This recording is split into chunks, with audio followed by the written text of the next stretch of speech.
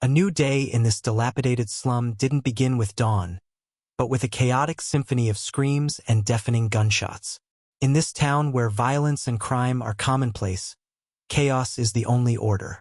Amidst this grim backdrop, 5-year-old Iruma appeared like a misplaced ray of sunshine, a radiant smile on his face as he offered a large loaf of bread to others with carefree generosity. The light-haired older boy complained about his empty stomach, only tossing a crumb of bread to the dark-haired child, then brazenly demanded the boy's portion, leaving the child completely bewildered. Iruma ate grass, clearing his bowl, confessing that even without proper food, he could survive on edible grass growing around his home, a revelation that stunned his listeners. The spiky-haired bully mocked him, heartlessly telling Iruma to forget about eating, then proceeded to extort money, claiming his gang was in need.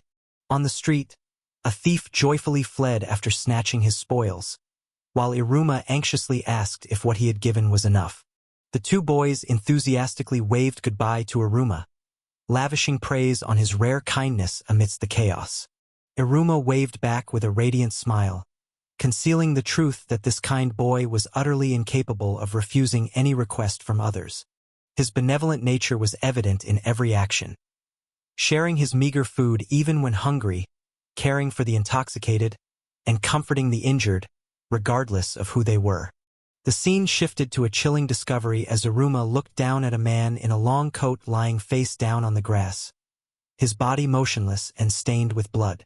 Iruma returned and was horrified to find the bloodied body right outside his home, panic surging as he didn't know how to handle this dreadful situation. His mind reeled with questions of what to do next, his eyes blinking rapidly in a desperate attempt to process the shock before him. The boy clasped his hands together anxiously, while the man on the ground suddenly opened a sharp eye, his intense gaze fixed on his reluctant rescuer. The man suddenly sat up, coughing violently and deliriously, calling him an angel, making the dark-haired boy recoil in surprise. Hearing the old man's hungry groans, the boy looked at his meager food reserves allocated for today and tomorrow, then timidly approached with a selfless decision. The boy eagerly offered the loaf of bread, his eyes anticipating acceptance from the bearded old man who looked down at the offering thoughtfully. The old man took the large loaf, solemnly explaining to the boy that bread was the best thing to fill an empty stomach. Beyond sharing food, Iruma also diligently brought water and medicine, caring for the stranger until he recovered, and they both played happily. That night, while the young boy fell into a deep sleep with soft snores, the older man lying beside him remained awake, his eyes wide open, full of contemplation. The next morning, the boy woke up and touched the empty pillow beside him, realizing with a touch of disappointment that the man had recovered and quietly departed.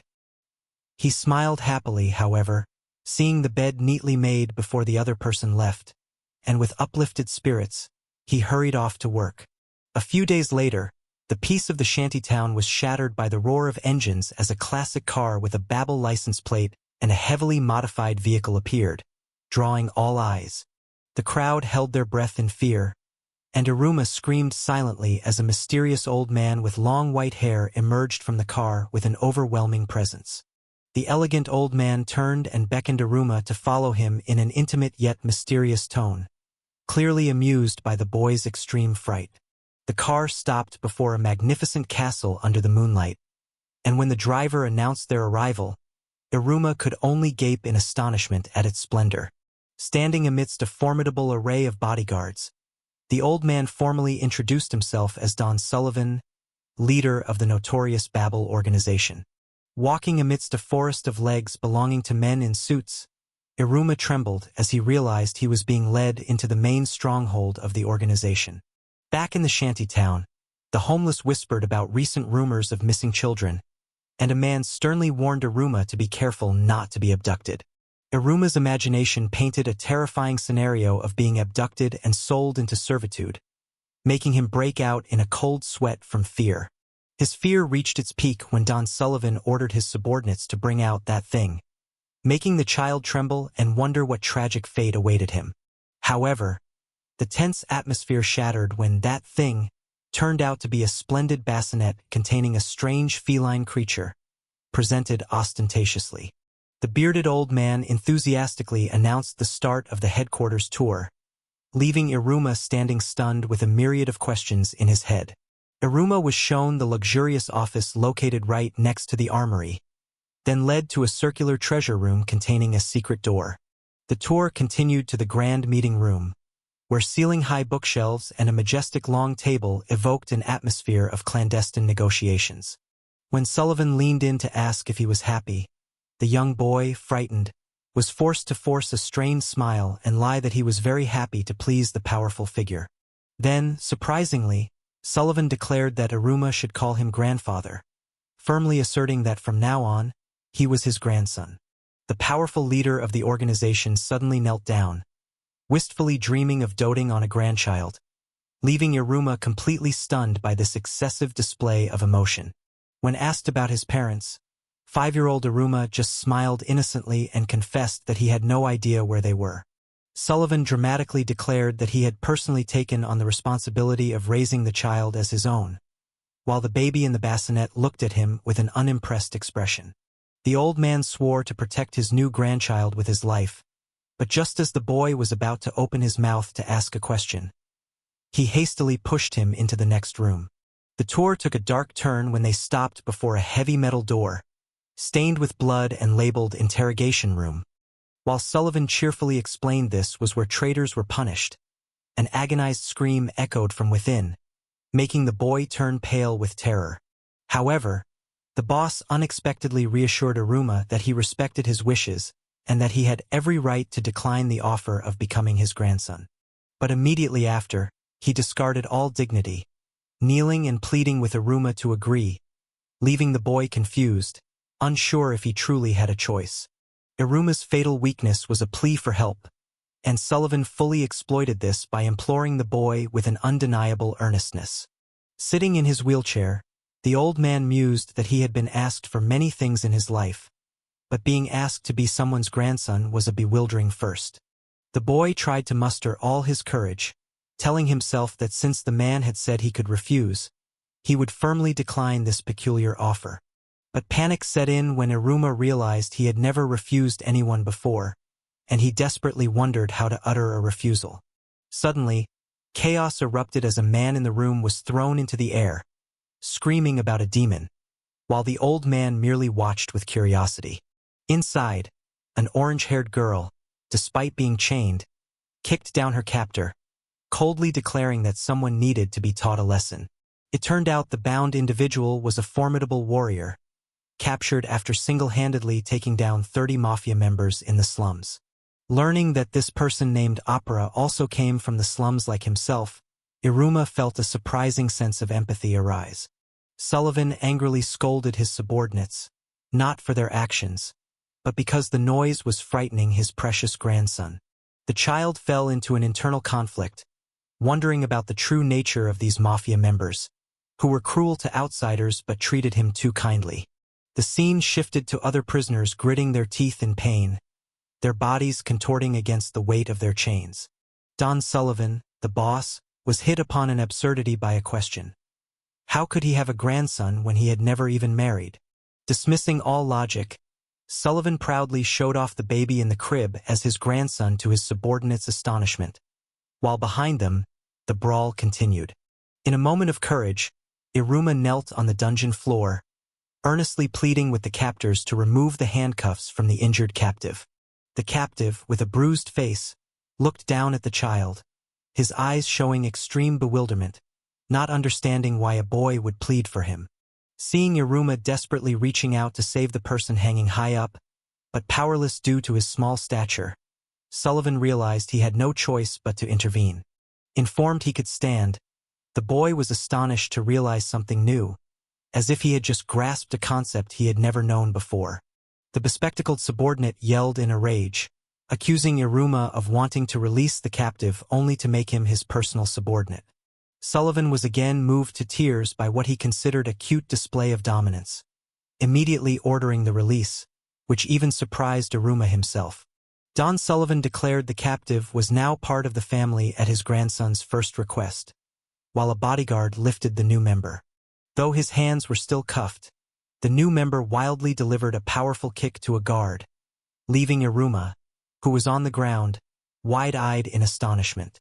The blonde warrior, now identified as Opera, held the boy tightly as if seizing him, warning anyone who dared approach to harm the child. The chaotic scene ended when a gunman loudly ordered a halt, while the girl fled desperately under the calm gaze of the mysterious boss.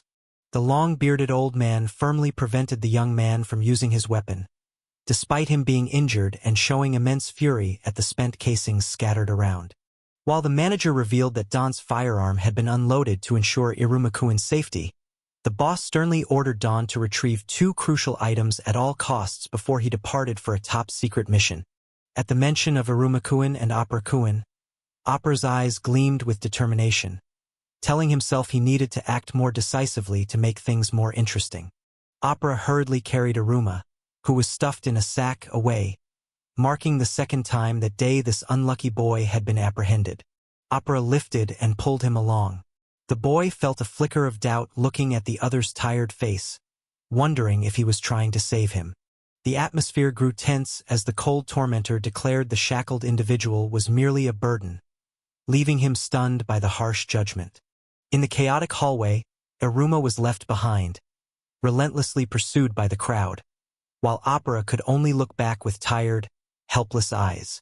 Opera ran headlong, fleeing desperately, despite the pursuers' shouts to stop, before the shouts turned into utter terror. Surrounded by the group in black vests in the hallway, Opera walked dejectedly, secretly complaining about the trouble engulfing him.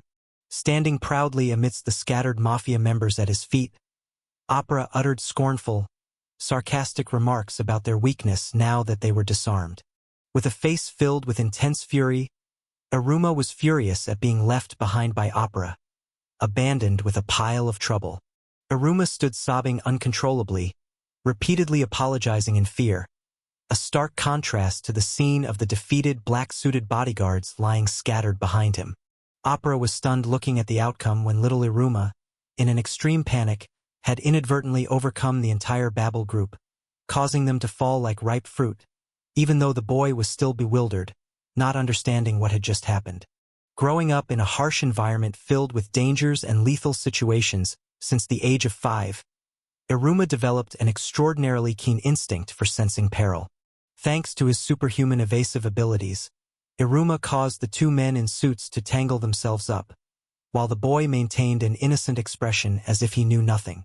Amidst a hallway full of overpowered individuals, Iruma questioned Opera about his identity as the boss's nephew, but Opera quickly denied it, revealing he also came from the slums. Opera quickly covered Iruma's mouth to silence him, both of them tensely listening to a mysterious voice that had just echoed from a distance. The air reeked of menace as the light-haired girl tightened the chain around her opponent's neck, growling a threat to end her life if she dared to do anything unnecessary. The 2 men in suits exchanged doubtful glances. One insisted he'd heard a strange noise, causing the other, who initially disbelieved, to also become alert and confirm it. In the cold cell, Opera held the boy tightly as he trembled with fear, when her ears suddenly caught a sound like a child's voice echoing from somewhere. Despite Iruma trembling from the enveloping darkness, Opera remained calm, urging him to focus on thinking of a way to escape this place instead of being afraid. Watching Iruma innocently play with a burning matchstick near what could contain explosives, Opera could only sigh in weary resignation, admitting that she had become so hardened she no longer knew what fear was. With a bruised and swollen face, Opera lay sprawled on the floor, her voice trembling with anxiety as she asked about the grim prospect if they were discovered by the enemy. Iruma held the brightly lit matchstick in his hand, naively suggesting they ask their opponent to let them go, astounding even her or the listener with such incredible innocence. Opera made a mysterious gesture for silence before revealing to her associate that the boss was on a top-secret mission, and surmising that the situation outside had settled down. The man in the suit let out a long sigh in the empty hallway, complaining about the endless trouble and complications those 2 mischievous kids had caused the organization. Iruma flashed an oddly radiant smile in the matchstick's glow, innocently asserting that if they just spoke kindly, anyone among them would become good-hearted. Enveloped by a dark, menacing aura, Opera growled angrily, mocking her opponent's naivety for daring to expect kindness from such demons. Iruma's naive question about whether being a demon was bad seemed to strike a sensitive nerve, causing the mysterious eyes in the darkness to open wide and fiercely. The two boys thoughtfully discussed the nature of evil. Iruma believed that demons only did bad things because they were hungry, and his blonde-haired friend nodded in agreement. Iruma half-closed his eyes, sinking deep into a troubled internal contemplation, as if trying to formulate some truth of his own. With a serious expression, Opera delivered a firm conclusion. Only when one's stomach is full do people have enough presence of mind to treat each other kindly. Kneeling with eyes bright with hope, the small boy gently expressed his sincere wish to befriend everyone, even fearsome demons. After firmly disciplining his subordinate, Iruma coldly struck a match and rolled up his sleeves, his sharp gaze signaling an imminent, decisive action. While the secretary frantically searched, Don Sullivan seemed amused by Sabnok's destructive display, as he kicked away a bomb, terrifying Iruma, while Opera was dragged away amidst the chaos. Under the dim moonlight, Opera was violently thrown against the wall, shattering bricks and stones. The intense scene caused the woman watching from afar to cover her mouth in horror. From their hiding spot, Iruma and Opera anxiously watched the creature in the birthday hat being relentlessly attacked, creating powerful tremors that made the timid sweat profusely. The luxurious party suddenly turned into a chaotic mess with the floor cracked and guests sprawled, while the host casually posed on a high ladder, much to everyone's astonishment. At Babel's unprecedentedly lavish welcoming party, the long-bearded elder warmly welcomed the new member, while Iruma held onto his innocent belief in befriending even demons.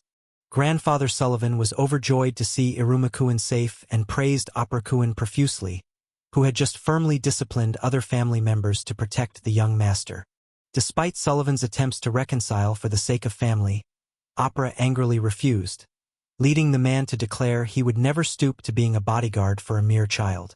The captor coldly threatened Opera-kun to pay for harming his family, forcing him into an undeniable position under the curious gaze of the child hiding behind. With absolute dominance, Opera leaned down to the kneeling, submissive individual, growling to ask if the other party understood the situation. Opera was stunned in panic when the long-nosed old man coldly clamped a strange metal device onto his neck. Sullivan made a tempting offer of a life of abundance and comfort, presenting Opera with the choice between an easy life as a bodyguard or continuing to endure troublesome extortion. In the splendid party setting, 5-year-old Iruma, wide-eyed, was respectfully invited by the butler to sit at the banquet table, next to a calm, red-haired friend, marking the beginning of a special friendship. Before a banquet table laden with delicacies, Iruma was still in shock, stammering that he hadn't agreed to be anyone's grandson yet. The generous host had barely extended his invitation when he was struck speechless along with the butler, seeing the two children had devoured the enormous banquet table in the blink of an eye.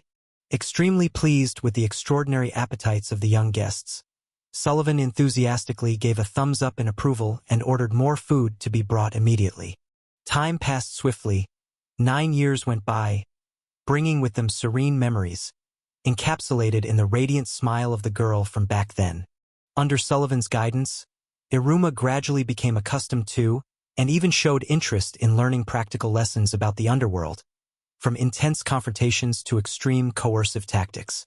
The butler cheerfully praised the elegant new suit on the young man, even as he sat calmly on a chair with strange, intricate straps and buckles. Under the host's direction, the council members uniformly raised their glasses in a solemn toast, facing the mysterious leader sitting majestically at the end of the table. Iruma initially welcomed the news with joy, but his smile quickly faded into utter horror when he realized he had just been appointed vice boss of Babel at only 14 years old. His grandfather excitedly snapped countless commemorative photos, making his grandson grimace at the dazzling flash, while the black-haired man quietly observed with a pensive expression. The lone figure of the mysterious man with cat ears on his head quietly walked away, gradually disappearing into the depths of the long, winding corridor. While busily drawing funny shapes, Iruma casually recounted the strange turn of events that led to him being adopted by the organization's leader and starting a new life. Lying on the floor drawing, the black-haired child told himself that the people here, despite their fearsome reputation, were not scary at all in reality. Immersed in positive thoughts, spiky-haired Iruma felt a warmth in his heart as he realized the good nature hidden beneath the tough exterior of those around him. Iruma was thunderstruck, sweating profusely when he heard the butler coldly announce the colossal debt of 6.66 million Vill that he had to shoulder. The story flashed back a few hours earlier to a luxurious mansion, where Iruma was still sound asleep in his soft bed, unaware of the impending storm. While Iruma, a boy who once lived on the streets, was sleeping soundly, a mysterious gaze full of concern and shyness was silently watching him from the shadows. Iruma's peaceful sleep was shattered when a high-spirited Don Sullivan burst into the room, delivering an overly enthusiastic good morning greeting. Lying in bed, Iruma recalled the turning point in his life, from a child who grew up in the dark slums to suddenly becoming the grandson of the powerful Don Sullivan. With an adorable cat-ear hat but an air of authority, Iruma excitedly declared his position as the young boss of Babel, assisted by his calm, blonde-haired associate. The banquet table was laid out with all sorts of delicious, tempting pastries and fruits, enough to make anyone who saw them exclaim in longing praise. Iruma happily enjoyed his meal with Grandpa, meticulously cared for by Opera, his devoted bodyguard and butler who was always by his side. When questioned by the butler about his work schedule, the bodyguard immediately dismissed it, firmly stating that his top priority was personally escorting the young master. The car sped away, leaving the gloomy mansion behind. Sitting next to Opera, Iruma smiled, realizing that even if this new family was a bit over the top, they were still a peaceful haven that always protected him.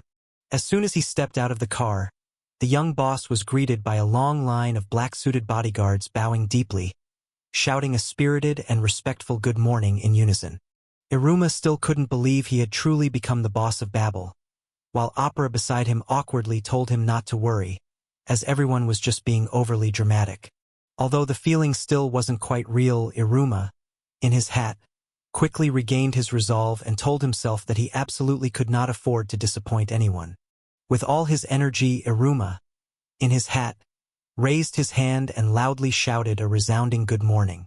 However, just as Iruma was about to address everyone, his voice unexpectedly cracked, surprising the two bodyguards nearby, while he could only hang his head in embarrassment. While Opera cordially greeted and reminded Mark and Jim to drink in moderation, Iruma also kindly inquired about Eve's health and didn't forget to wave to Marco and Luca. Seeing that Iruma could remember and call each family member by name, the spiky-haired man couldn't help but admire the young leader, who managed all 6,666 members of Babel. Walking beside Opera, Iruma secretly thought that he still had much to learn from his mentor about how to become a true boss. Hearing the man in the vest mention Opera's name, Iruma was greatly surprised, while she also had to quickly help Opera fix his stuck tie. Iruma looked upstairs with a puzzled expression, wondering what they intended to do from up there before stopping to pinpoint the exact location. Suddenly, Iruma broke out in a cold sweat, utterly horrified as he witnessed the chandelier hanging from the ceiling unexpectedly transform into a monstrous, terrifying creature. The violent shaking made Iruma panic, thinking it was an earthquake, while a man was flung into the air amidst debris falling to the floor. The colossal monster caused a terrifying impact, creating a powerful surge of energy that instantly blew away the hat of the man standing below.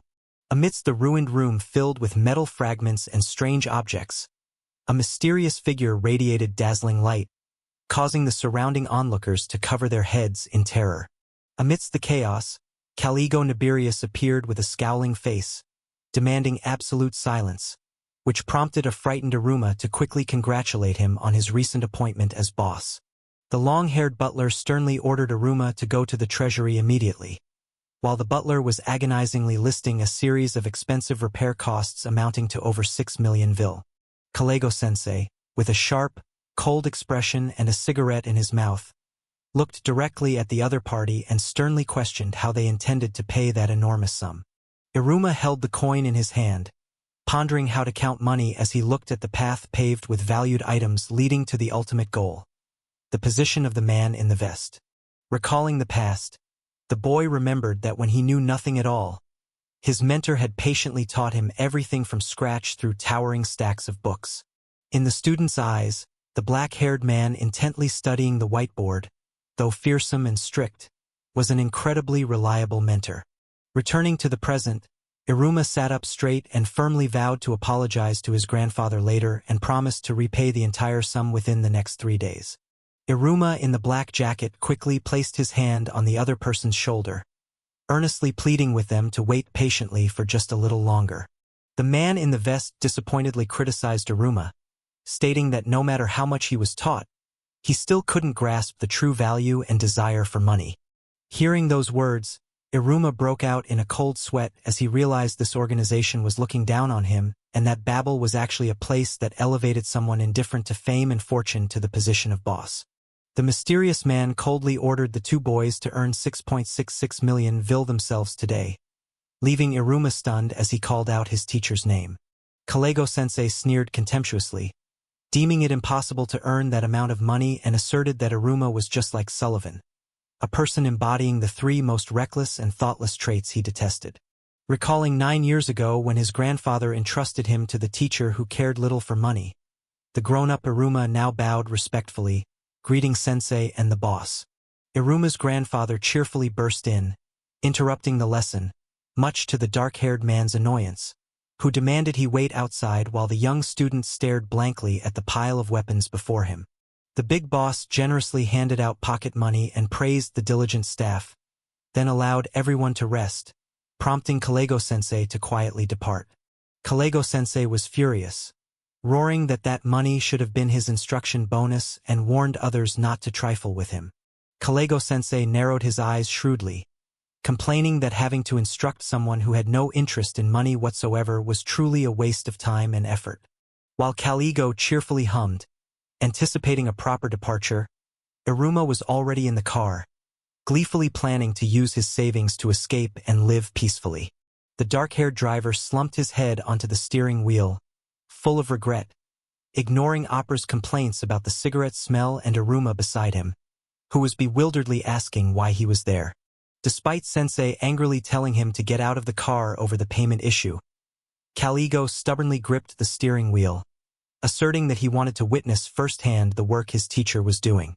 As the young boss of Babel, Iruma, wearing a hat, looked directly at his subordinates, expressing his determination to understand the true nature of their work and what they were striving to protect. When Kalego offered to accompany him, the fox-eared individual, though displeased, reluctantly agreed to let him join the collection trip due to the other's position. At the bar, while customers enthusiastically discussed and praised Don Sullivan's grandson, Iruma, sitting right there, could only break out in a cold sweat from the awkward situation. The shop owner cheerfully explained that this protection fee would help Babel safeguard his business, then respectfully placed the payment envelope on the table in front of Iruma. Watching Kalego open a briefcase full of money and casually recount an encounter with armed individuals, Iruma was stunned to realize his teacher constantly faced such perils every day. The mustachioed man smiled gratefully, sharing that although this area near the slums was very chaotic, thanks to the other party's protection, his establishment avoided many troubles.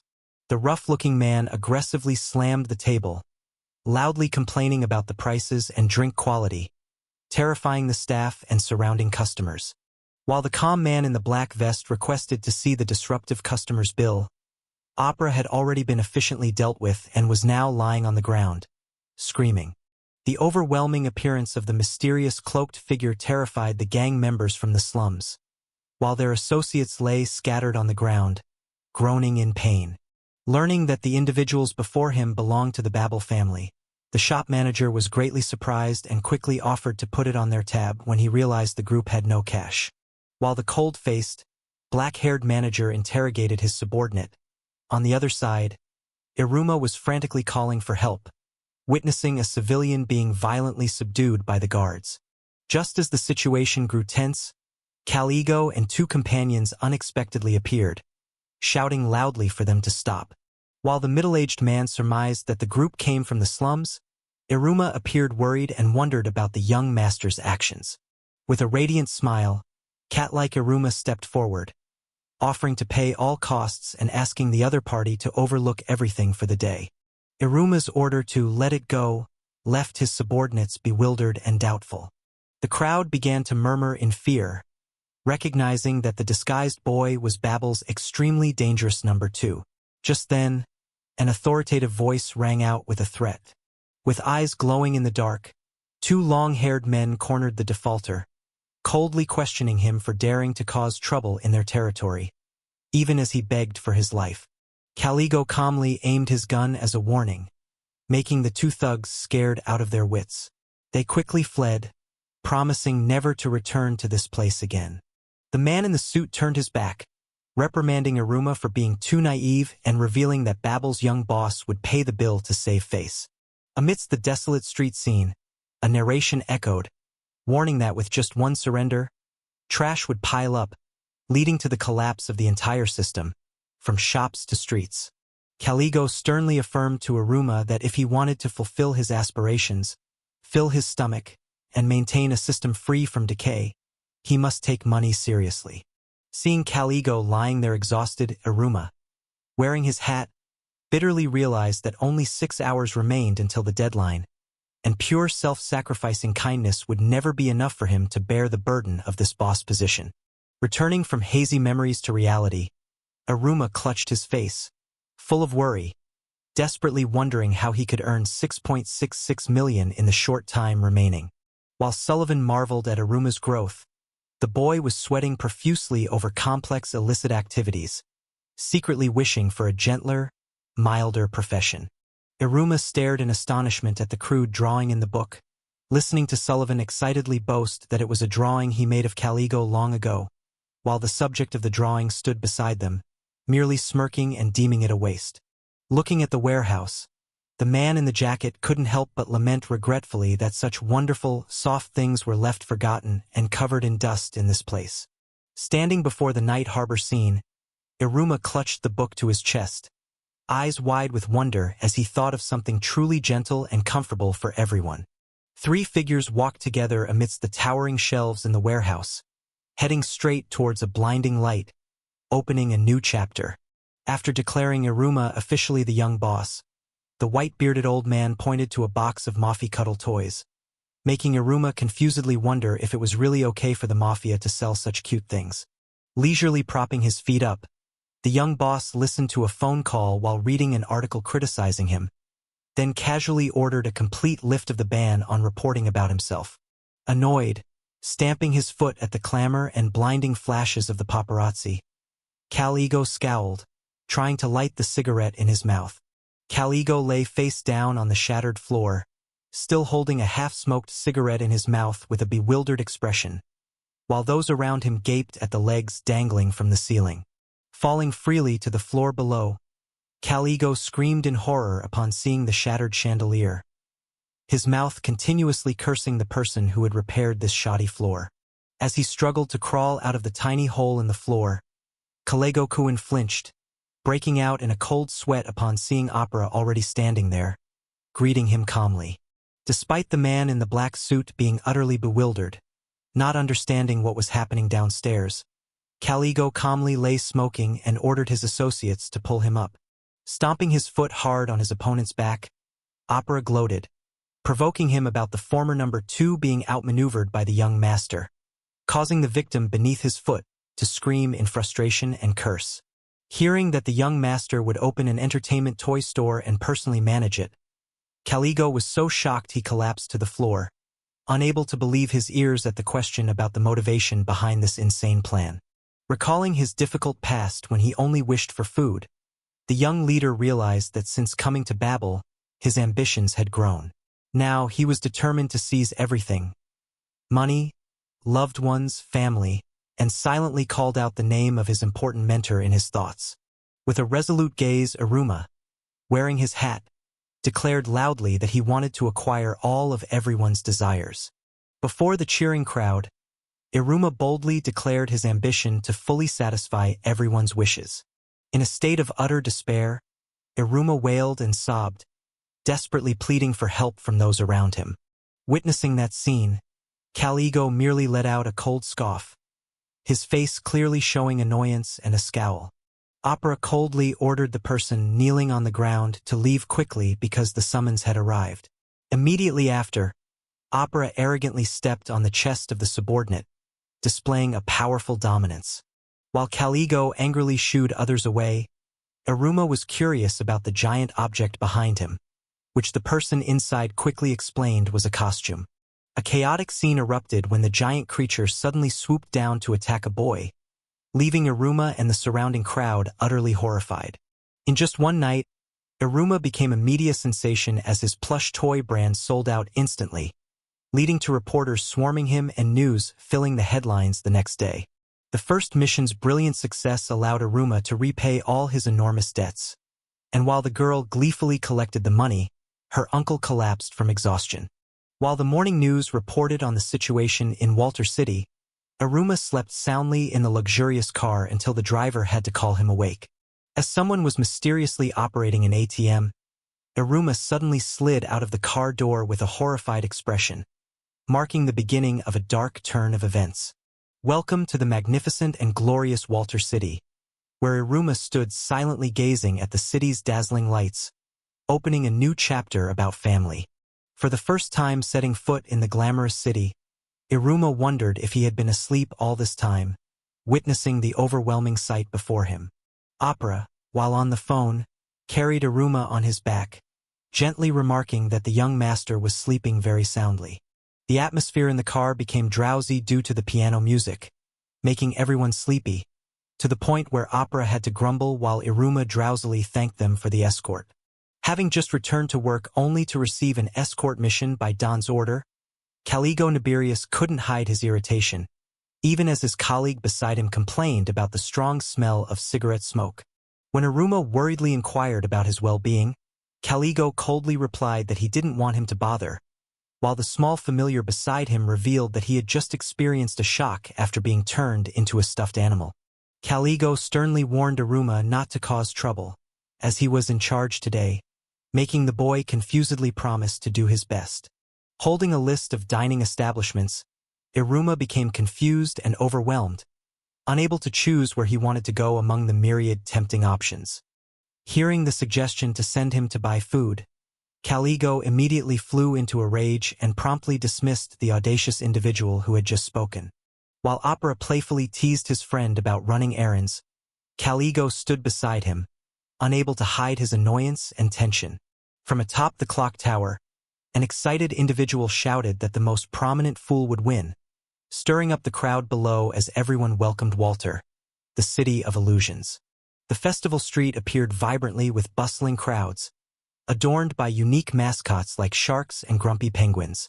Despite Iruma's discomfort with the town's noise, he was also extremely excited and astonished to realize he had truly set foot in Walter City. The butler announced the schedule for greeting affiliated locations to introduce the new young master, leaving Iruma overwhelmed by the number of destinations, while his companion was weary of the long journey. Faced with the significant responsibility of greeting an entire vast town, Iruma realized that despite having learned a great deal, he was still unfamiliar with the scale of the task and the finances involved.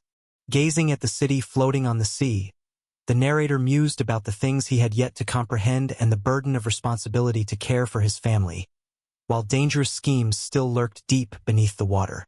Eagerly gazing at the new world through the car window and dreaming of delicious food, Iruma was reminded by his bodyguard to maintain a serious demeanor as the car stopped at their first destination. As soon as the assistant announced their arrival, Iruma excitedly stepped out of the car with a radiant smile. Standing before the bustling street filled with lights and passers-by, Iruma, ever the explorer, quietly observed the vibrant rhythm of the night market. Setting foot in the renowned Kararagi alley, Iruma couldn't hide his excitement, exclaiming enthusiastically despite the solemnity of his two companions. This was a black market specializing in targeting tourists and the elite with exorbitant prices, where a mysterious hooded figure managed clandestine dealings, brimming with peril and danger. This place is like a black hole, drawing in those who wish to indulge their cravings with money, where people are bound and displayed as mere objects. The group decided their first destination for the greeting ritual would be the residence of this area's leader, the master of the bustling general market. Walking through the strange district with its bizarre residents, the masked man couldn't help but exclaim that this place felt like an entirely different world. When his companion covered his nose, complaining about the unpleasant odor, Caligo calmly explained that it was the distinctive scent emanating from the peculiar wares of this place. Seeing the young man feeling dizzy, Caligo calmly advised him to get used to it, as everyone finds it hard to avoid this sensation during their first experience. Suddenly, Iruma stopped, his face surprised and flushed, pointing forward as his nose caught a wonderfully enticing aroma. Excited, Iruma followed the strange scent to a store, making Caligo, despite his discomfort, accept waiting, as it was where they had an appointment for a meal. Despite the alluring aroma, Iruma couldn't hide his horror upon seeing the gruesome appearance of the dish presented before him. The entire Babel family was surprised to be served a complimentary meal as a privilege, and while Caligo vouched for the flavor, Opera quickly stopped the boy from eating immediately. The unique culinary culture here was formed from rare and prohibited ingredients managed by Babel itself, offering diners unparalleled taste experiences. Pachiko excitedly shared with Iruma that this was her first time witnessing firsthand what she had learned in books, making the boy listen attentively. Opera explained the unfair hierarchical menu system, surprising the protagonist, while Caligo was indignant upon seeing how pathetic the meal portion for weak staff members was. While the two men debated the pecking order based on strength, Iruma sat before the full dining table, frustrated and wondering why he was ranked lower. The heated argument about talent between the two men was abruptly interrupted when Iruma innocently ordered 50 more servings, leaving both of them to merely mutter complaints at each other in helplessness. Hearing the call, Iruma happily suggested they dine together at the market, but the unexpected invitation left Iruma so stunned he couldn't utter a word. Amidst the chaotic scene as the ceiling collapsed, the dark-haired man didn't hesitate, rushing to embrace Iruma tightly, shielding him from the dangerous debris. Receiving a thank-you gift from the shop owner for the soaring sales, Caligo calmly turned to his companion, hinting that many were eyeing their position.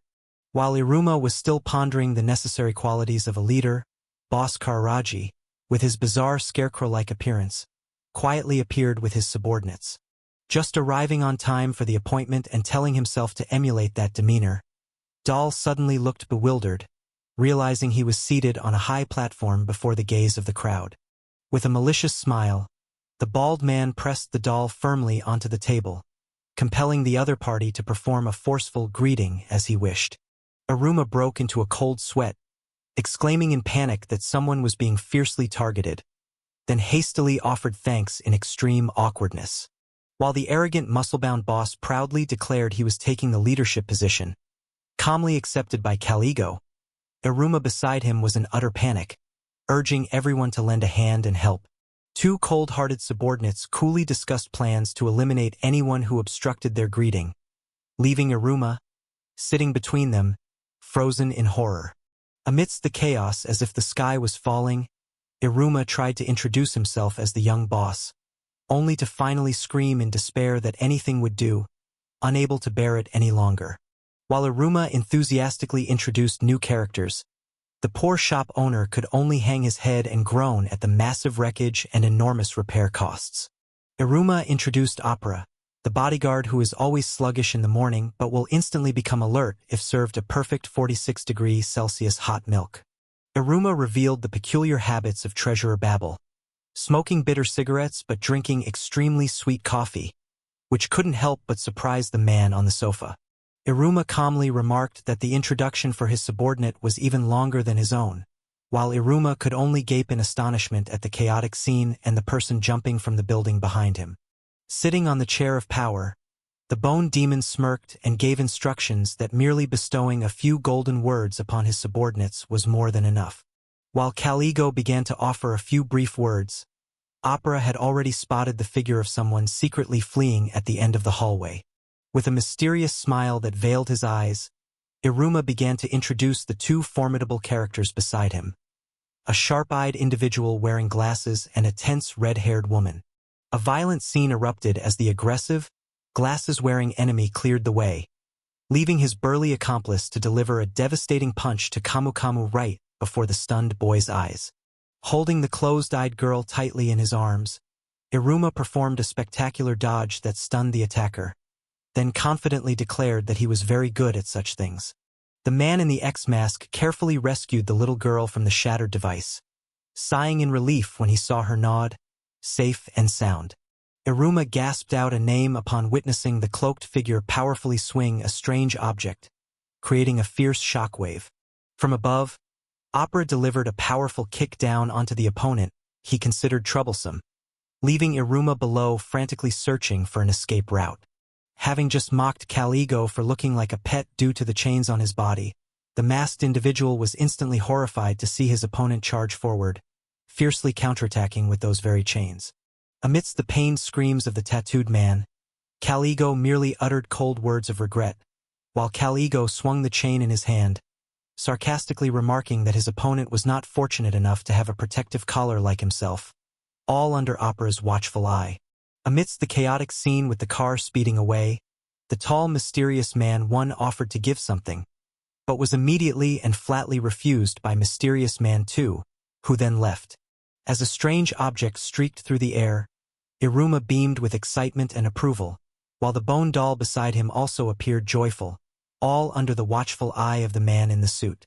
To Iruma's confusion about the person lying face down on the floor, Caligo calmly adjusted his tie and suggested everyone restart the greeting professionally. While the mysterious mascot cheerfully suggested starting the greeting, the enraged man appeared utterly panicked and in pain, screaming for young master and master, causing the short-haired young man beside him to be cautious. The man in the white shirt was utterly panicked as he suddenly free-fell from above. He barely managed to cling to a cloud-shaped object and exclaimed in utter astonishment at this ironic situation, all under the gaze of the small silhouette. Caligo's exasperated phone call was interrupted by a strange flying object. At the same time, Caligo suddenly realized something and asked Opera, causing him to scream in terror upon seeing a giant gear hurtling down. Iruma couldn't hide his extreme shock and anger. He gritted his teeth and roared with fury when mentioning those two, sweat pouring down his forehead. With a pained and resolute expression, Iruma screamed in despair, firmly asserting that they were his most precious family. The scene became chaotic as Iruma was violently thrown by the cloud-shaped object, colliding with Opera, and both flew into the air before the horrified eyes of the witnesses. The hooded monster appeared pleased to see the students prostrating themselves in greeting. He spoke, praising Babel's current master for training such sensible subordinates. A mysterious person suddenly appeared with a powerful stomp on the water, creating a massive shockwave. Under the introducer's guidance, representatives from the family and Kamu factions sat on either side of the fabric doll and unanimously accepted the cooperation proposal, marking the establishment of a new alliance. Iruma couldn't hide his astonishment when he unexpectedly received thanks from the anonymous speaker for resolving dangerous adversaries targeting the leader on behalf of the organization.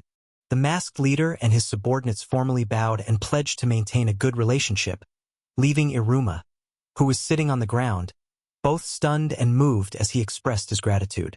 Seeing the two men lying on top of each other on the ground, Iruma worriedly inquired, while Caligo could only lament his bad luck, and Opera replied indifferently.